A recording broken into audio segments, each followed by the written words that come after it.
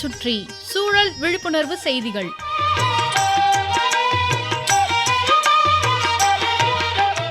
அன்புள்ள முத்தமிழ் செல்வன் அவர்களுக்கு உங்கள் மாணிக்கம் எழுதும் மடல். நலம் நலமறிய ஆவல். இன்னைக்கு மாட்டுப் பொங்கல். தமிழர் திருநாளாம் பொங்கல்ல இன்று 3வது நாள். போகி முதல் நாள், பொங்கல் 2வது நாள், மாட்டுப்பொங்கல் 3வது நாள், காணும் பொங்கல் 4வது நாள்னு வெகு விமர்சையா கொண்டாடப்படும் பொங்கல் விழா தமிழர் விழா.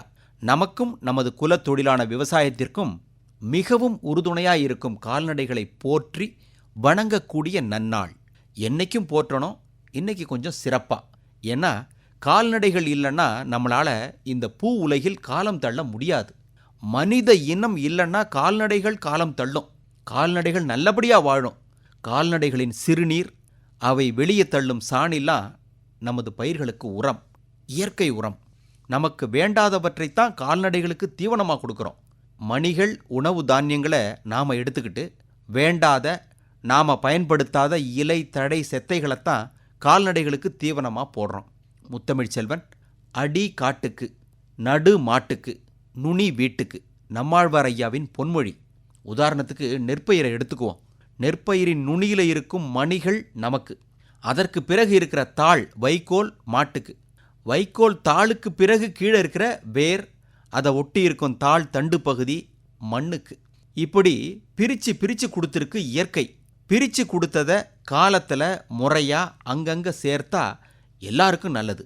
மனித இனம் செய்யுதா? சுயநலம் அதிகமுள்ள இனம்தான் மனித இனம். தனக்கு மட்டும்தான் யோசிக்குது.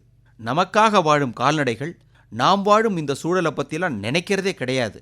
குறிப்பாக இன்றைய தினம் நம்மக்கிட்ட இருக்கிற கால்நடைகளை பற்றி சிந்திப்போம். அவைகளுக்கு ஏதாவது நம்மளால் முடிஞ்ச நல்லதை செய்வோம்.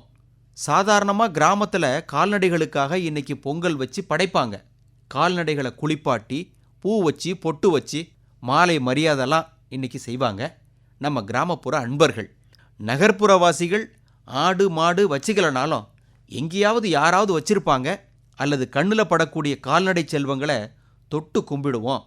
அவற்றிற்கு ஒரு மரியாதை செய்வோம். வாயில்லா ஜீவன்களை நினச்சி பார்ப்போம். நம்ம வீட்டு குழந்தைகளுக்கு ஆடு மாடு கோழி இவற்றை காமிப்போம். முத்தமிழ் செல்வன், நம்ம சந்ததியினருக்கு விவசாயம், கிராமம், கால்நடைகளை பற்றி அடிப்படையான செய்திகள் தெரியாமலே இருக்குது. நெல் அரிசின்னா எந்த மரத்தில் காய்க்குதுன்னு கேட்குற அளவில் இருக்கிறாங்க நம்ம மக்கள். கொஞ்சம் வெளியே வரணும். வீட்டை விட்டு நகர்ப்புற வாழ்க்கையிலிருந்து கிராமத்தை நோக்கி வந்தால் எது என்னன்னு தெரிஞ்சுக்கலாம். இன்றைய மாட்டுப்பொங்கல் தினத்தில் நமது கால்நடை செல்வங்களுக்கு நன்றி பாராட்டுவோம். அவைகளுக்கு நல்லதை செய்வோம். அதன் மூலம் அடிப்படை செய்திகள் சிலவற்றை தெரிஞ்சுக்குவோம். சரிதானுங்களா?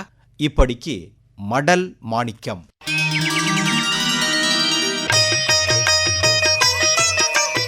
நம்மை சுற்றி சூழல் விழிப்புணர்வு செய்திகள் கேட்டீர்கள்.